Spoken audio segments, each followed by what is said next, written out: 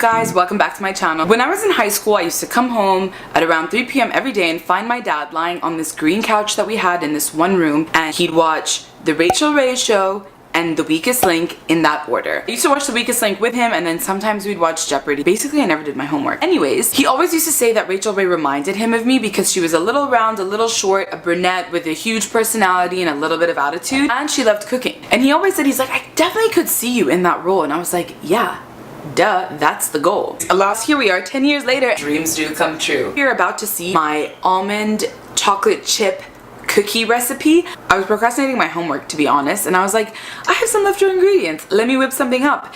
And they came out really good, and I posted on my Instagram. When I asked if you wanted me to film it for my YouTube channel, overwhelmingly the majority said yes. So you asked and I answered. I hope that you enjoyed this. Without further ado, let's get into the video. You want to start off by setting your oven to 350 degrees Fahrenheit. Do this well in advance so the oven isn't warm by the time the cookies go. As you can see here, we have a pretty nice setup. You're going to need a mixing bowl, a whisk, a tablespoon, a measuring cup. I'll take you through my dry ingredients and when I put them into the bowl, and I also want to show you the brand of chocolate chips that I used. These are the Enjoy Life mini chips that are semi-sweet. They're gluten-free, vegan, and soy-free, so they're great for anybody who has intolerances or if you know anybody who's allergic. I got the mini chips. These are the semi-sweet ones, but you can also get the mega chunks. They're also dairy, nut, and soy-free. For this recipe, because the cookies are so small, you don't need these chunks. They're quite big. They're better for maybe brownies or banana bread or something that calls for more decadent chocolate. If you don't want to use these, welcome to use a substitute like dark chocolate chunks. Personally, I like to use almond flour instead of coconut flour because coconut flour is a little more dry. Flour for me is amazing because it tastes a little nutty and actually quite buttery. It also gives you that really nice creamy texture. So for cookies, that's really nice because then you get that really chewy inside. The next ingredient that I'm going to use is some coconut sugar.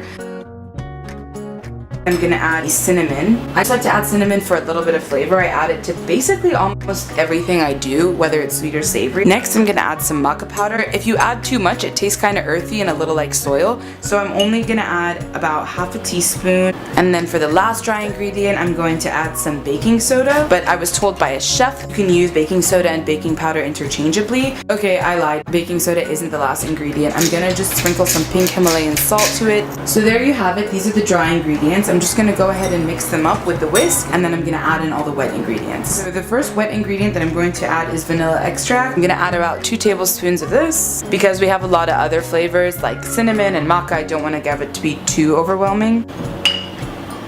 I like to add maple syrup or agave syrup as a great alternative to any of the refined sugars or the overly refined sugars. Syrup also helps to make the consistency a little more moist given that we're not using any eggs. Finally, I'm going to add some coconut oil just to help really bind the mixture. About 1/4 cup mix in the batter, and then halfway through I'm going to fold in the semi-sweet chocolate chips. I'm not going to put too many. Feel free to put as many as you want. Honestly, just eyeball it. There's no right or wrong. It's honestly how you like the cookies. Was I kidding? Obviously I added half the bag. So as you can see, the cookie batter is not your typical super sticky doughy cookie because we use almond flour and the fact that there's no eggs or butter. It's a little more granular. You're gonna want to add a little bit of coconut oil to the tray. If you have any wax paper or parchment paper, that's your best bet, but obviously I forgot to get some, so we're just gonna make it up as we go along.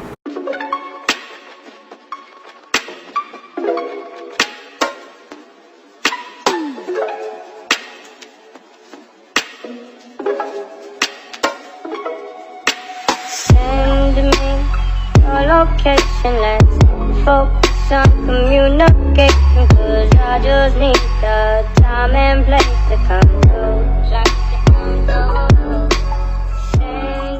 These actually came out so good. If you're going to somebody's house for Easter, they look super cute in like a jar or in a box to give to friends, to take to a family friend's house. If you're taking a gift and you want to make something from home, I would highly recommend that you give these a go. You can obviously swap out anything that you don't particularly like, or if you wanted to get creative and change it up, do that. These might be better than my avocado brownies. Look at it. It's the perfect little mix of soft and crunchy and crumbly. Oh. I hope that you enjoyed this video, and if you do, please give it a thumbs up and don't forget to subscribe. I hope that you guys have an amazing week, and I will see you guys next week.